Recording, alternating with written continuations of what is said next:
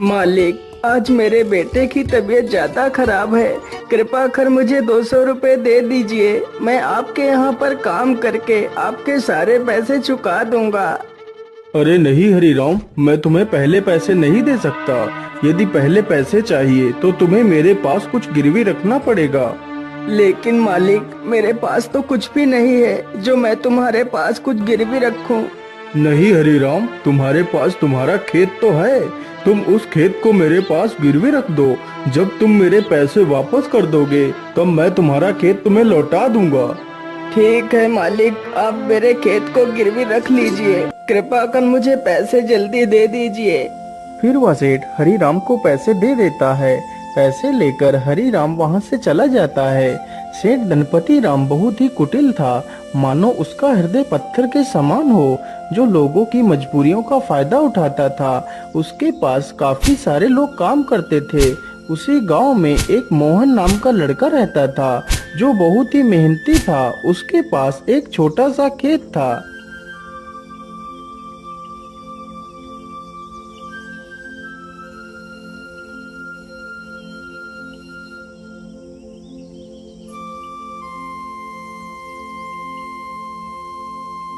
अरे मोहन बेटा, जरा पानी वानी तो पी लो। तुम तो कितनी मेहनत करते हो।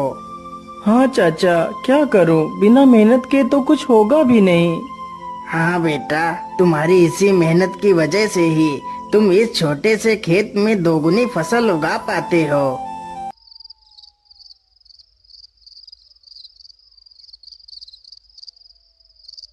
मोहन अपने बूढ़े माता पिता के साथ ही रहता था। मोहन के पिता की तबीयत हमेशा खराब ही रहती थी। घर की सारी जिम्मेदारियां मोहन के कंधों पर ही थी। पिताजी, आज तो आपकी दवाई खत्म हो गई है। कोई बात नहीं बेटा, तुम कल मेरे लिए दवाई ले आना।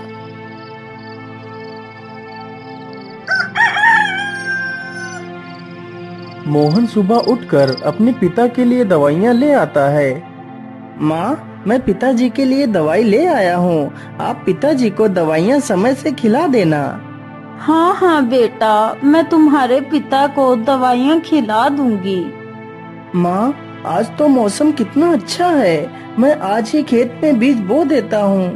ठीक है बेटा, जैसा तुम्हें अच्छा लगे वैसा ही करो।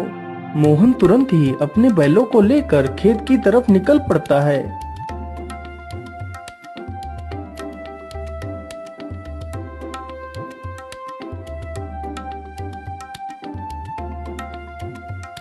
हर्र, चल चल चल चल चल, आज हमें इस खेत को जोतना है और इसमें बीज बोना है। मोहन कुछ ही देर में सारा खेत जोत देता है और बीज बो देता है।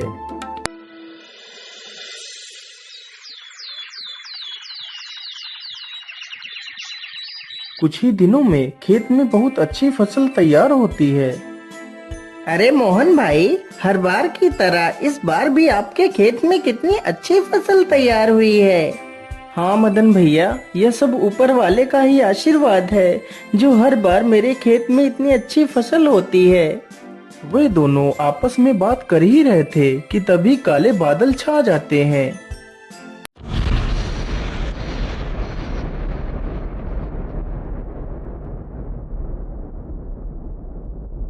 अरे मोहन भाई, यह अचानक से काले बादल कहाँ से आ गए। मुझे लगता है आज तो कितनी जोर का तूफान आने वाला है। चलो जल्दी से घर चलते हैं। अरे मदन भाई, ठीक ठीक बोलो। यदि तूफान आ गया तो हमारी सारी फसलें बर्बाद हो जाएंगी। वे दोनों इतनी बात कर ही रहे थे कि तभी जोर जोर से हवाएं चलने लगती हैं और हवाओं के साथ जोर की बारिश आ जाती है। अरे ये क्या हो गया। ये तो बहुत जोर की बारिश आ गई। अरे मोहन भाई, यहाँ से जल्दी चलो, नहीं तो हम लोग भीग जाएंगे। दोनों जल्दी से एक बड़े से पेड़ के नीचे जाकर खड़े हो जाते हैं। मदन भाई, यदि ऐसे ही बारिश होती रही तो हमारी सारी फसलें बर्बाद हो जाएंगी। कुछ ही देर में बारिश के साथ साथ ओले भी गिरने लगते हैं। देखते ही देखते कुछ देर में ही सारी फसलें बर्बाद हो जाती हैं। हाय हाय, ये क्या हो गया? हे ऊपर वाले, ये तूने क्या कर दिया? अब तो सारी फसलें बर्बाद हो चुकी हैं। अब मैं क्या खाऊंगा और अपने बूढ़े माता पिता को क्या खिलाऊंगा?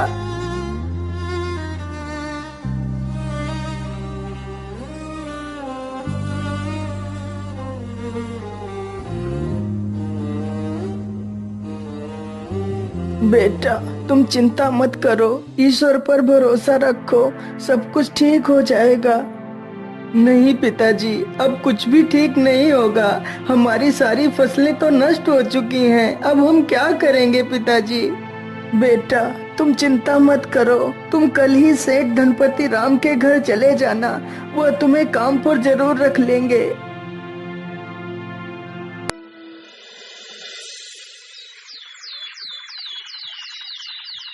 अगले ही दिन मोहन सेठ धनपति राम के पास जाता है।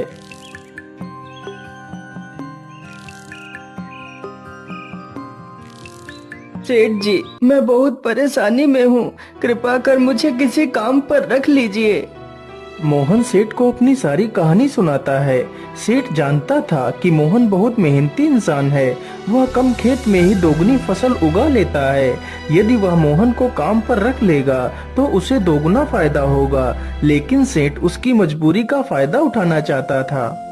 हाँ हाँ मोहन, मैं तुम्हें काम पर तो रख लेता, लेकिन मेरे पास अभी तुम्हारे लिए कोई काम नहीं है।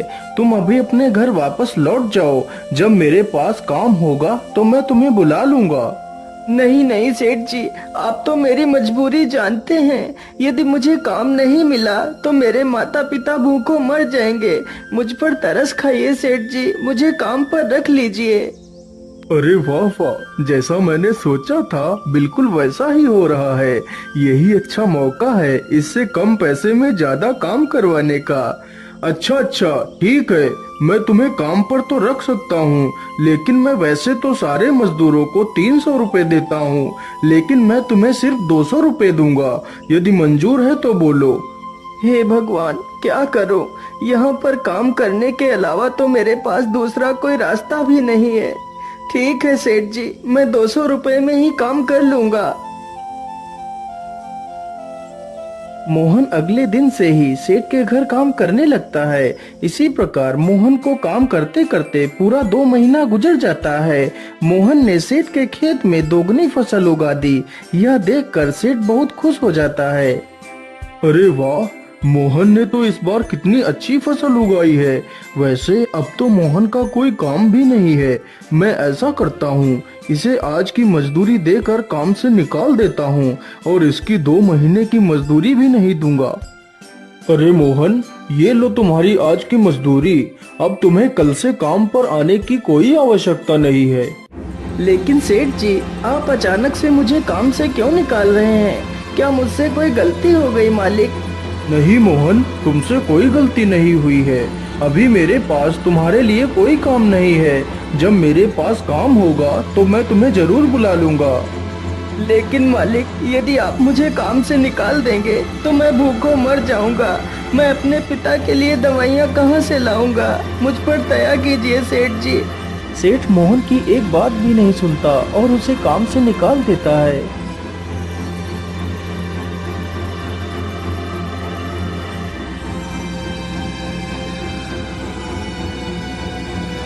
अरे बेटा, आज तुम खाली हाथ ही आए हो। आज तुम घर का राशन तो लाए ही नहीं। माँ, मुझे माफ कर दीजिए। अब मैं आपके लिए कुछ भी नहीं कर सकता। लेकिन बेटा, आखिर क्या बात है? तुम इतना परेशान क्यों हो? फिर मोहन सारी कहानी अपनी माता को सुनाता है। अब आप ही बताइए माँ, मैं क्या करूँ? कहाँ काम करूँ? किसके सामने हाथ फैलाऊं? बेटा, तुम परेशान मत हो। हम लोग आज पानी पीकर ही सो जाएंगे। वैसे भी मुझे तो भूख नहीं लगी है। और बेटा, तुम हार मत मानो। तुम कल फिर से सेठ के पास जाना। हो सकता है सेठ तुम्हें काम पर रख ले।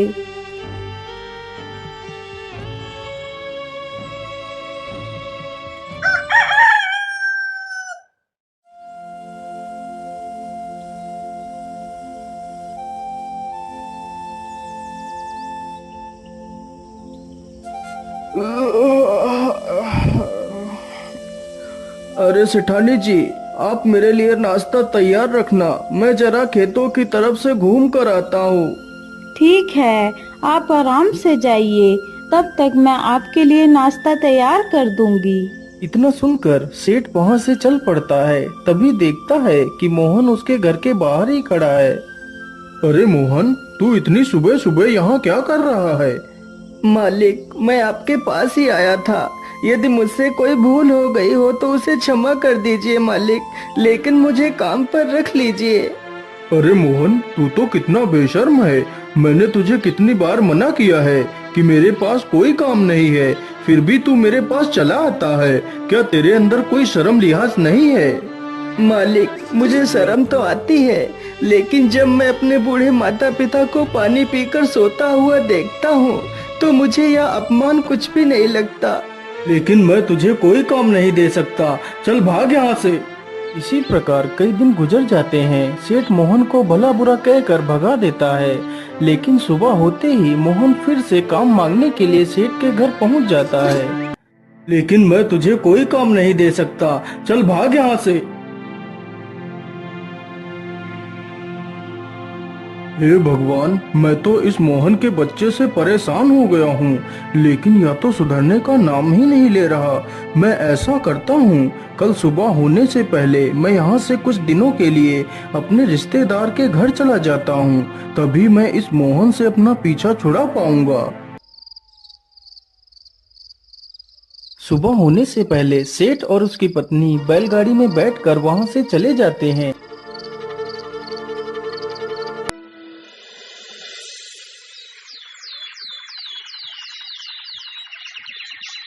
उधर मोहन रोज की तरह फिर से सेठ के घर आता है तो देखता है, अरे ये क्या, आज तो सेठ के घर ताला लगा हुआ है। इसका मतलब सेठ जी कहीं बाहर गए हैं।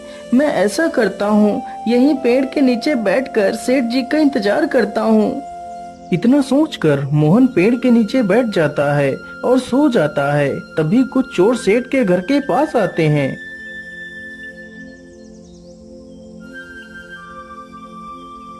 अरे लल्लन, आज तो यह दुष्ट सेठ है भी नहीं।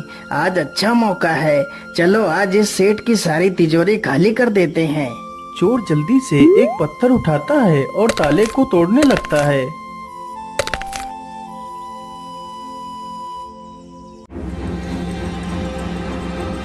अरे ये शोर कैसा, ये कौन है? मुझे लगता है ये तो कोई चोर है। अरे रुक जाओ, तुम लोग ये क्या कर रहे हो? तुम सेठ के घर का ताला क्यों तोड़ रहे हो? अरे बेवकूफ, तुझे दिखाई नहीं देता? हम लोग चोर हैं और यह ताला हम लोग चोरी करने के लिए ही तोड़ रहे हैं। चल भाग जा यहाँ से।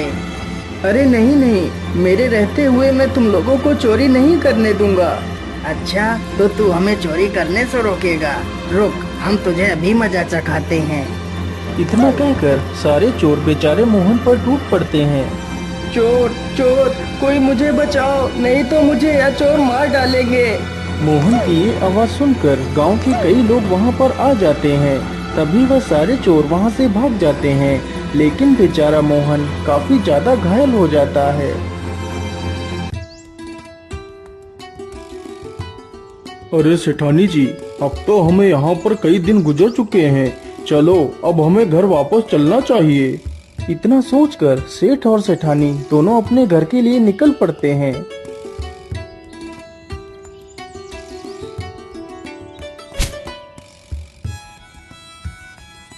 अरे वाह, जैसा मैंने सोचा था बिल्कुल वैसा ही हुआ। अब तो मोहन से मेरा पीछा छूट गया। लेकिन ऐसा कैसे हो सकता है? मोहन आज भी नहीं आया। मोहन इतनी जल्दी हार मानने वालों में से नहीं है। फिर वह आया क्यों नहीं? कहीं वह किसी मुसीबत में तो नहीं पड़ गया? चलो चलकर देखता हूँ। इतना सोचकर सेठ गांव की तरफ निकल जाता है। अरे मदन भाई, मोहन कहीं दिखाई नहीं दे रहा, वह कहाँ गया है? अरे सेठ जी, मैं तुम्हें क्या बताऊं, आप तो बर्बाद होने से बाल बाल बच गए। क्या मतलब? मैं कुछ समझा नहीं, तुम क्या कहना चाहते हो? फिर मदन सारी कहानी सेठ को सुनाता है। ये सुनकर सेठ के पैरों तले जमीन खिसक जाती है। सेठ जी, मोहन बहुत नेक दिल इंसान है। उसने आज तक किसी का बुरा नहीं किया है। कृपा कर आप उसे अपने पास रख लीजिए। नहीं मदन, मुझसे बहुत बड़ी गलती हो गई है। मुझे जल्दी से मोहन के घर ले चलो। सेठ जैसे ही मोहन के घर पहुंचता है तो देखता है मोहन घायल अवस्था में चारपाई पर पड़ा है। मोहन, मुझे माफ कर दो, मैंने तुम्हें बहुत तकलीफ दी। जिस इंसान को मुझे अपने गले लगाना चाहिए था, मैंने उसे ही तकलीफ दी। हो सके तो मुझे माफ कर देना मोहन। नहीं सेठ जी, आप माफी क्यों मांग रहे हैं? ये तो मेरा फर्ज था। मोहन, तुम कल से मेरे पास आ जाना, मैं तुम्हें अपना विशेष अधिकारी बनाऊंगा। फिर सेठ तुरंत ही मोहन की माँ को 500 रुपए दे देता है और अगले ही दिन से सेठ मोहन को अपना विशेष अधिकारी बना लेता है।